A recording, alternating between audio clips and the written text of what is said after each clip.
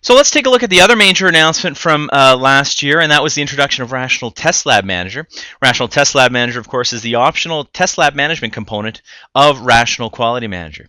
So Rational Test Lab Manager enables you to keep manage all aspects of your lab, so keep an inventory of labs, maintain a request and reservation system, so for lab resources, to enable distributed execution and provisioning of lab machines, as well as reporting on lab machine utilization.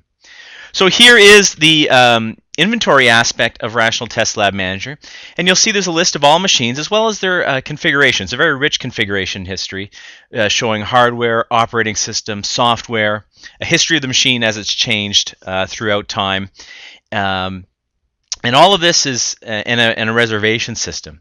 And the reservations show you when this machine is booked, so where people have asked for it to be available for testing, and when it is available for others to request that particular piece of hardware for testing.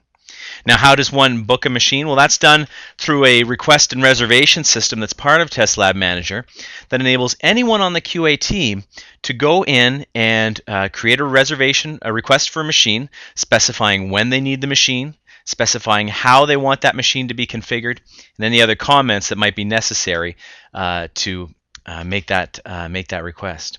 Now, what happens if the machine is not available or doesn't exist? Well, in those cases, Rational Test Lab Manager has the ability to run what are called automations, and automations enable you to run code on remote machines.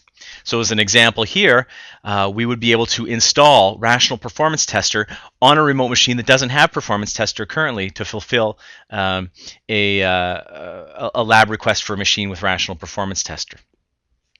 Now, a final aspect of Rational Test Lab Manager is the reporting side, and what we'll take a look at here is one of the reports that shows lab resource utilization, because we all know hardware is expensive, and it's important to make sure that you're getting the most mileage for your investment, the most return on your investment for your lab assets.